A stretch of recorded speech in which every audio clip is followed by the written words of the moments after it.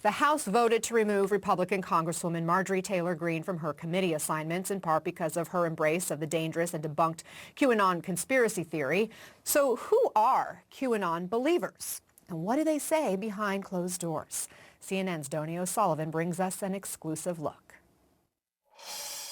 There's not supposed to be media present, it's a media blackout. One little piece of advice for the mainstream media is not everything can be debunked. The media is either going to have to get on the right side of history or they're going to go down with the ship. You might think wearing a face mask would help a reporter go unnoticed, but not at this gathering of QAnon followers in Arizona just 2 weeks before November's election. Take off those damn masks and leave them off. That's me and my colleague there. Two of the very few people wearing masks at this indoor event in the middle of a pandemic. And the guy at the back of the room, he's known as the QAnon shaman, and he would go on to storm the Capitol in January. Where we go one, we go all, won't push you down, don't let me fall. Where we go one, we go all, an infamous QAnon slogan promoted by Trump's first national security advisor, Michael Flynn. Where we go one, we go all. And played as an anthem at this meeting of Trump supporters. We are at war right now, and we in this room understand that very, very much. Obviously, you've heard the president talking about stuff, haven't you? Yeah. That QAnon thing. Yeah. Did he disavow it, anybody? No. 2 nights earlier, Trump had praised QAnon followers at a town hall with Savannah Guthrie. Can you just once and for all state that that is completely not true, So, and that disavow QAnon in its entirety? I know nothing about QAnon. I just told you. I know very little. You told me, but what you tell me doesn't necessarily make it fact. I hate to say that. The message to the people in this room was clear. Trump was on their side. So we have 17 days between now and a massive Trump victory. So how do you feel about that? In the room, prominent figures in the QAnon movement, including Jim Watkins, who runs the hate-filled site 8kun, where QAnon messages are posted, and at least 2 people who would go on to Washington, D.C. on January 6th. A lot of the time, all it really takes is keeping our eyes and our ears open to see who is on what side. Jacob Chansley, the so-called QAnon shaman, who was charged for his role in the insurrection and went on a hunger strike in prison because they didn't have organic food. We are at war right now. And this man, Alan Hostetter, known for organizing anti-lockdown protests in California. Nobody wants violence, and we are conditioned from the time we are children in this country to always think that violence is a horrible, horrible thing. Until we go back and reflect on our Revolutionary War. They picked up guns at some point and said enough. Until we reflect on the Civil War. We ended slavery by picking up guns and dealing with it that way. We don't want that to happen, but it always has to be something in the back of your mind. Hostetter's home was raided by the FBI after the insurrection.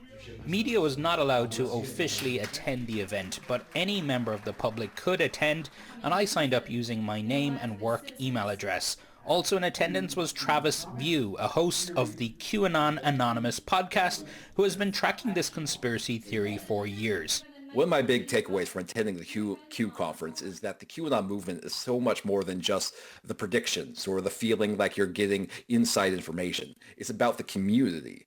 The people there felt like they were part of something big and revolutionary and that they were opposing absolute evil. And that made me feel like this is something that's not going to go away just because Trump lost the election. Where we go one, we go all. Donnie O'Sullivan is joining us now. Donnie, what an experience sitting in that meeting. This group obviously still has traction even though Trump is gone. So what's next for them? Yeah, look, this ideology, this set of beliefs, this conspiracy theory continues to live on. Some believers in this still believe that Trump in some way is going to come back as not in 4 years, but as president sometime in the next few weeks. I mean, the crazy conspiracy still lives on. And also, of course, when you see people like Marjorie Taylor Greene and some senior Republicans who are failing to outright condemn her set of beliefs in QAnon, it sends the message to many of these believers that they should continue following this conspiracy theory. As you pointed out, when President Trump refused to make it very clear that he didn't believe in it, they took it as him supporting them. You also spoke this week to a former QAnon believer about how she reacted when none of the group's predictions came true on Inauguration Day. Let's take a listen. I had to call my mom, and I just told her, I was like, we're all going to die. We're going to be owned by China. And I was like, I might have to pull my daughter out of school because they're going to take her. I was scared to death.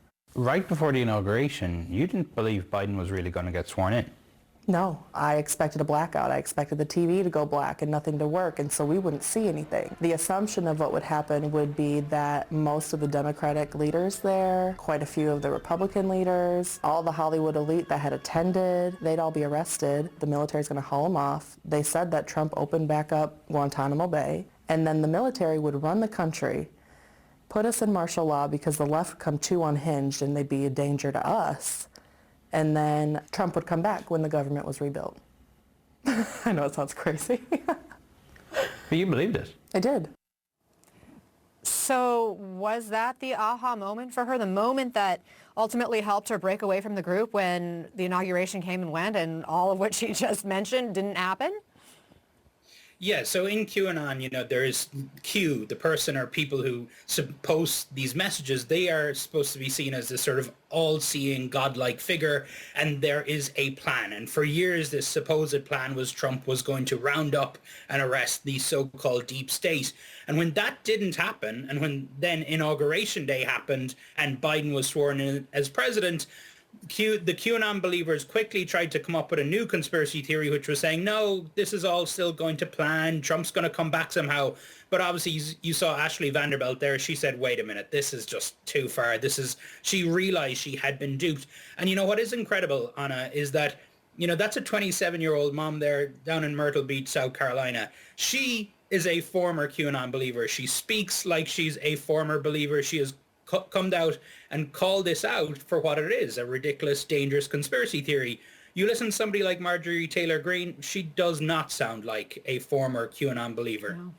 No, you're absolutely right. I also find it interesting when you look at some of the data out there that it doesn't necessarily mean if you have, a high education that you're not a QAnon believer, that it's unclear exactly what makes somebody more susceptible to this theory, this conspiracy theory. Donnie O'Sullivan, your reporting is always fascinating. Thanks for being with us.